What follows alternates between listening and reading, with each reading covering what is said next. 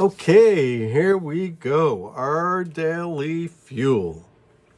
We are going through the New Testament in a year, and here is where we are, James chapter 5. And we've said before that James is kind of like the Proverbs of the New Testament. And James is the half-brother of Jesus. This is one of the early books that was written. When you open your New Testament, you might think the Gospels were the first ones written, but not so. Maybe this letter of James, maybe the book of Galatians, maybe the book of First Thessalonians. But written early on, written by James, and he's pretty straightforward, pretty straight ahead. Here he goes, chapter 5, verse 1.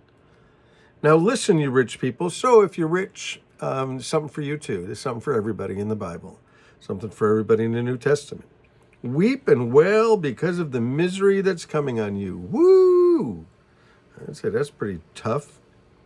Your wealth is rotted, and moths have eaten your clothes. Remember, Jesus said that where your treasure is, that's where your heart will be. And he said, put your treasure where rust doesn't come in and moth doesn't, eat your material, eat your clothing.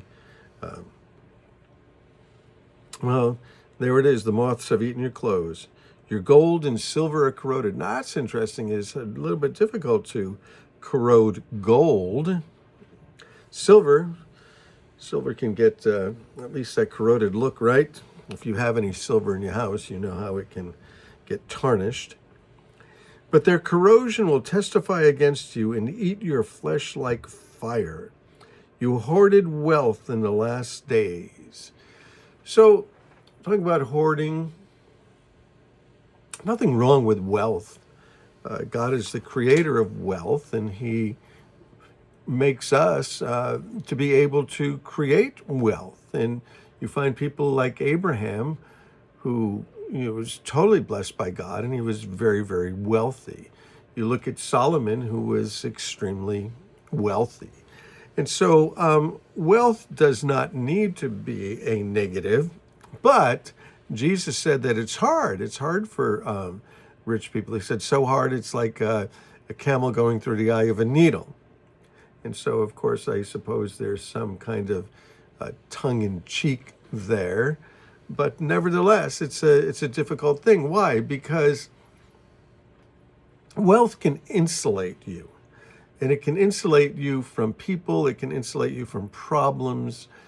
You can put fences and walls around your house. You can get people that will be between you and other people, that you need maybe 2 or 3 people that you have to get through before people can get to you.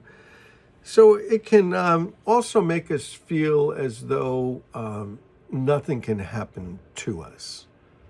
Right, kind of like kids think that, nothing bad can happen. But he says, look, the wages you failed to pay your workers who mowed your fields are crying out against you. The cries of the harvesters have reached the ears of the Almighty.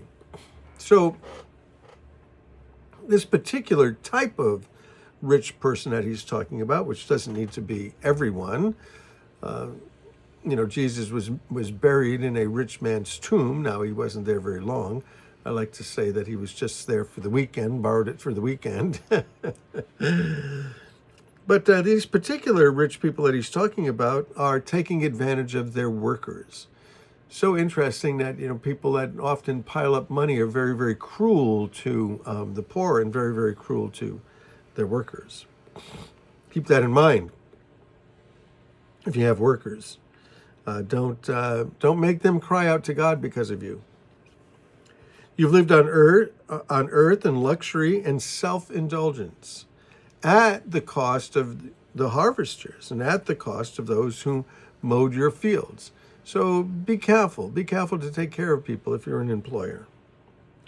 You fattened yourself in the day of slaughter, just taking care of yourself. You've condemned and murdered the innocent one who was not opposing you. Wow. But this is a particular type of rich person. Not necessarily every rich person, but he's qualifying which ones they are. And again, luxury on earth, but what about your eternity? That's really the point, right? What about our eternity? And then he says, now he speaks to people, maybe to the workers and the harvesters that we just mentioned, who have been crying out to God. And he said, then be patient, brothers and sisters, until the Lord's coming. Do you see how the farmer waits for the land to yield his valuable crop, patiently waiting for the autumn and spring rains? Now, I'm not a farmer, and I don't think that I would have the patience to be a farmer and to wait for these things. And I'm not very good at growing things. I've planted a few things, and I actually remember one time planting something and I didn't see anything happening, so I dug it up. Be patient. Be patient. The Lord will bring the fruit. The Lord will bring the harvest. Just be patient. And he's talking really about the coming of the Lord as well, right? That, maybe you're that worker that's being oppressed. Maybe you're that one who is being taken advantage by powerful people or rich people. Well, just wait. The Lord will make it right. You too, be patient and stand firm, because the Lord's coming is near. All we have to do is make it through this life. And all we have to do is be patient enough to make it to the end. And the end will come. Don't grumble against one another. Kind of the pattern of most of us humans, isn't it? I mean, we just like to grumble against each other. Let's learn to not do that. Let's not grumble against each other, brothers and sisters, or you'll be judged, because the judge is standing at the door. So who am I to judge somebody else? Who am I to grumble about your life? Who are you to grumble about my life? Let's just turn it over to the Lord and wait patiently for him. Brothers and sisters, as an example of patience in the face of suffering, and again, maybe he's talking about those people who are suffering at their jobs, suffering because of their employees, suffering because you're living in some of these countries where, like China, where you essentially become a slave to some of these factories. Brothers and sisters, lots of Christians in China. Brothers and sisters, as an example of patience in the face of suffering, take the prophets who spoke in the name of the Lord. Which prophets? As you know, we count as blessed those who persevered. You have heard of Job's perseverance and have seen that what the Lord finally brought about. The Lord is full of compassion and mercy. So the Old Testament is full of stories and accounts of people that have suffered, and have suffered for doing well, and have suffered for prophesying, for sharing the word of the Lord. Jeremiah, they threw him in a cistern. Joseph, they threw him in a pit. And Job didn't have a clue what in the world was going on. But he persevered, and he started the Lord was full of compassion and mercy. Above all, brothers and sisters, don't swear, not by heaven or by earth or anything else. All you need to say is a simple yes or no, otherwise you'll be condemned. Why do we have to add so many words to everything? Either it's a yes or it's a no. Either it's a yes or it's a no. And so I just swear to God, on my mother's grave, I swear to God. Well, just yes or no be enough. Here's a question. Anyone among you in trouble? How about this one? Let them pray. Is anyone happy? Sing songs of praise. Anyone sick? Let them call on the elders of the church to pray over them and anoint them with oil in the name of the Lord. And the prayer offered in faith will make the sick person well, and the Lord will raise them up. And if they've sinned, they'll be forgiven. Therefore, confess your sins to each other and pray for each other so you might be healed. The prayer of a righteous person is powerful and effective. Well, we've seen this. People come to the elders, and we've seen healings. Miracles. It says to confess your sins to each other and you'll be healed. Well, if I confess my sins to God, I'll be forgiven. So wouldn't I rather just confess it to God? Well, it says if I confess it to God, I'm forgiven.